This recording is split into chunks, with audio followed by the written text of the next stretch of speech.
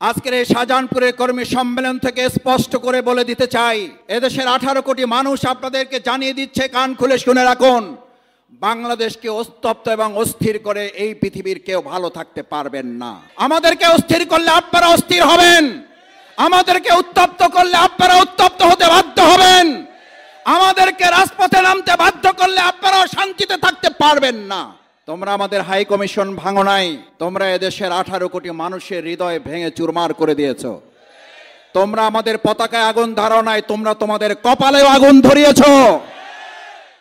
মহান আল্লাহর দরবারে শুকরিয়া আদায় করছি যে আল্লাহ সুবহানাহু ওয়া তাআলা আজকের এই পবিত্র জুমাবারে এখানে আমাদেরকে সমবেত হয়ে বাংলাদেশের স্বাধীনতার সার্বভৌমত্বের এই বিজয়ের মাস ডিসেম্বর আসলেই বাংলাদেশের মানুষের মধ্যে আনন্দ উৎসবের পরিবর্তে এক ধরনের শঙ্কা, উদ্বেগ, উৎকণ্ঠা এবং নির্যাতন নিপীড়নের একটা করগ রাজ্য আমাদের ঘাড়ের উপরে চেপে বসতো। ডিসেম্বর আসলেই এই দেশের মানুষের মধ্যে একটা আতঙ্ক তৈরি হতো। বিগত 15 বছরে ডিসেম্বর মাস মানে বিজয়ের মাস ছিল না। বিগত 15 বছর ডিসেম্বর মাস ছিল নির্যাতন নিপীড়নের মাস। বিগত 15 বছর বিজয়ের মাস মানে কোনো একজন ব্যক্তির বক্তৃতা শুনতে শুনতে এদেশের মানুষ ক্লান্ত হয়ে পড়ত। আমরা সেই বক্তব্য ধারণ করেই আজকে শুরু করতে চাই। আমাদেরকে 15 বছর দাবায় রাখার চেষ্টা করতেছেন, আমাদেরকে দাবায় রাখতে পারবা না। আমরা সেই বক্তব্য মুখস্থ করেই আপনাদেরকে শোনাইতে চাই, তুমি রিয়েলিটি মাইনা নাও, তোমার 12টা বেজে গেছে। শুধু তোমার না, তুমি যে রাষ্ট্রে বসে এখন আমাদের বিরুদ্ধে ষড়যন্ত্র করছো, সেই রাষ্ট্র তাকেও বলছি তুমি রিয়েলিটি মেনে নাও, তোমার 12টা বেজে গেছে। কারণ তোমরা আমাদের পতাকায় আগুন ধরাও নাই, তোমরা এদেশের 18 কোটি মানুষের হৃদয় আগুন জ্বালিয়েছ। তোমরা আমাদের হাই কমিশন ভাঙো নাই, তোমরা এদেশের 18 কোটি মানুষের হৃদয় ভেঙে চুরমার করে দিয়েছ। তোমরা আমাদের পতাকায় আগুন ধরাও নাই, তোমরা তোমাদের কপালেও আগুন ধরিয়েছ। এই আগুনের লীলাহান শিখায় পুরা সাম্রাজ্যের তছনছ আগামী দিনে জ্বালে পুড়ে ছারখার হয়ে যেতে বাধ্য হবে। সম্মানিত ভাই এবং বন্ধুগণ, প্রধান অতিথি কথা বলবেন। এই বিজয়ের মাস আসলেই মুক্তিযুদ্ধ আর রাজাকারের দুই তকমা তুলে আমাদের দেশকে বিভক্ত করার চক্রান্ত করত। এই বিজয়ের মাস আসলেই ইসলামপন্থী দাড়িওয়ালা টুপিওয়ালাদেরকে দেখে দেখে গ্রেপ্তার করে নির্যাতন নিপীড়নের চক্রান্ত করা হতো। এই বিজয়ের মাস আসলেই মসজিদগুলো, মাদ্রাসাগুলোতে আলাদা করে পুলিশ বাহিনী, গোয়েন্দা সংস্থা নিয়োগ দেওয়া হতো শুধুমাত্র দাড়িওয়ালা টুপিওয়ালাদেরকে গ্রেপ্তার করার জন্য। বাংলাদেশের মুক্তিযুদ্ধ আর ইসলামকে দুই মুখোমুখি পর্যায়ে দাঁড় করিয়েছিল ওই ফ্যাসিস্ট আওয়ামী লীগ সরকার। অথচ আমাদের প্রিয় মাতৃভূমি বাংলাদেশের মুক্তিযুদ্ধের প্রকৃত তালিকা খুঁজলে দেখা যাবে প্রকৃত এই মুসলিম দাড়িওয়ালা টুপিওয়ালারাই স্বাধীনতা যুদ্ধে রক্ত দিয়েছে। 2024 সালের জুলাই আগস্টে রক্ত দিয়েছে আমাদের আবু সাইদ মুক্তরা। 1952 ভাষা আন্দোলনের নাম শুনলেই বোঝা যায় এদেশের ভাষা আন্দোলনে জীবন দিয়েছে, শহীদ হয়েছে কারা। শহীদ সালাম, বরকত, রফিক, জব্বারের নাম শুনলে কি বোঝা যায় যে এদেশের ইসলাম আর মুক্তিযুদ্ধ, ইসলাম আর 21শে ফেব্রুয়ারি কি সাংঘর্ষিক জায়গায়, নাকি জাতিকে ঐক্যবদ্ধ করে সবাই মিলে লড়াই করেছে? অত্যন্ত দুর্ভাগ্যের বিষয়, আমাদের সেই প্রিয় বিজয় মাসকে কলঙ্কিত করেছিল সেই ফ্যাসিস্ট আওয়ামী লীগ সরকার। এখন একটা রাষ্ট্রে বসে, প্রতিবেশী একটা জায়গায় বসে আমাদের প্রিয় মাতৃভূমি বাংলাদেশকে বারবার তারা চক্রান্ত ষড়যন্ত্রের মাধ্যমে এটাকে তারা উত্তপ্ত করার চেষ্টা করছে।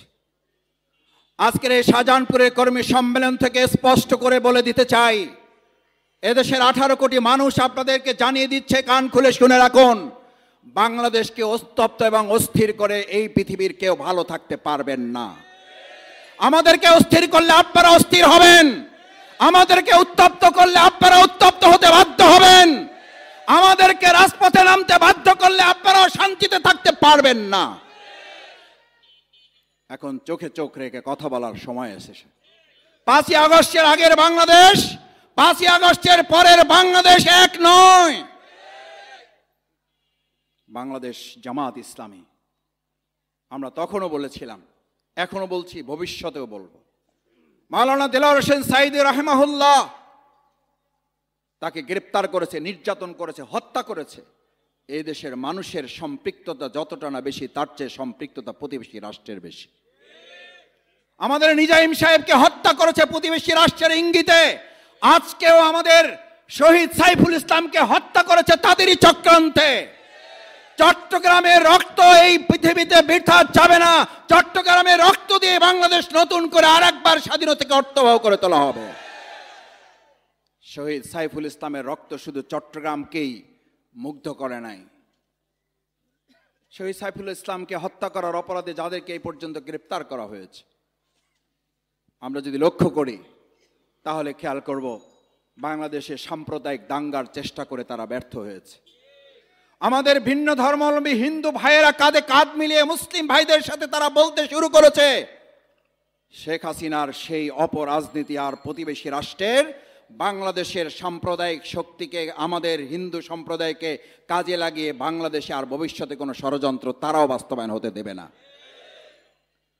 ইতিমধ্যে তারা আমাদেরকে একটা উপকার করে দিয়েছে। 2024 সালের জুলাই আগস্টের গণ অভ্যুত্থানের মাধ্যমে যে জাতীয় ঐক্য তৈরি হয়েছিল, সেপ্টেম্বর, অক্টোবর, নভেম্বর, ডিসেম্বরে এসে পা রেখে কিছু ছোটোখাটো চির ধরলেও তাদের চক্রান্ত ষড়যন্ত্রের কারণে ইতিমধ্যে আমাদের সেই চিরগুলো দূর হয়ে আরেকটা বৃহৎ সীসাডালা প্রাচীরের ঐক্য তৈরি করে দিয়েছে তারা। এই জাতীয় ঐক্যের মাধ্যমে ইতিমধ্যে আমিরে জামাত ডক্টর শফিকুর রহমান যে জাতীয় ঐক্যের ঘোষণা দিয়েছেন, সেই জাতীয় ঐক্য বিনির্মাণে বাংলাদেশের অন্তর্বর্তীকালীন সরকারের সম্মানিত প্রধান উপদেষ্টা অত্যন্ত চমৎকার একটা কথা বলেছেন। জাতির সামনে এটা অত্যন্ত গর্বের ব্যাপার যে সেই 2024 সালের জুলাই এবং আগস্টে শেখ হাসিনা সরকার যখন কতিপয় দুর্বৃত্তায়নের প্রশাসনের লোক দিয়ে আমাদের ভাইদেরকে গুলি করা হতো, তারা ভিডিও দেখে বলতো, স্যার একটা গুলি করি, একটা মরে, চারটা এসে সামনে দাঁড়িয়ে যায়।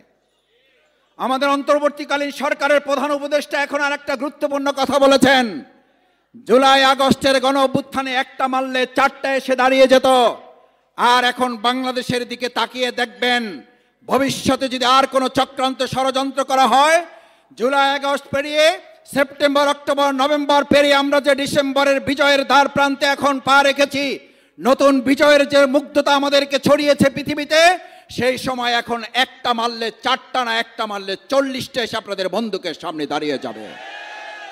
আজ এখানে আপনাদের কাছে জানতে চাই, এই 40-এর কাতারে যদি আপনাকে আমাকেও দাঁড়াতে হয়, বাংলাদেশ জামাত ইসলামী শাহজাহানপুরের এই কর্মীরা জীবন বাজি রেখে তাদের প্রত্যেকটা ষড়যন্ত্রের জবাব দেওয়ার জন্য কি রাজি আছেন আপনারা? সম্মানিত ভাই এবং বন্ধুগণ, আমি আমার বক্তব্য শেষ করতে চাই যে কথা বলে, বাংলাদেশ জামাত ইসলামী যে রাষ্ট্র চায় সেই রাষ্ট্রই চেয়েছিল আমাদের জুলাই আগস্টের গণ অভ্যুত্থানের প্রাণপ্রিয় ছাত্র জনতা, শ্রমিক ভাইয়েরা। সেই রাষ্ট্রের নমুনা ছিল, স্লোগান ছিল, we want justice. Bangladesh Jamaat ইসলামীও বলে, আমরা সেই উই ওয়ান্ট জাস্টিসের শুধু বক্তৃতাই করি না, আমরা তার বাস্তব প্রমাণ রাখতেও সক্ষম হয়েছি। জুলাই আগস্টের গণ অভ্যুত্থানের পরেও আমরা বহু চাঁদাবাজ গ্রেপ্তার হতে দেখেছি, দলীয় কোন্দল হতে দেখেছি।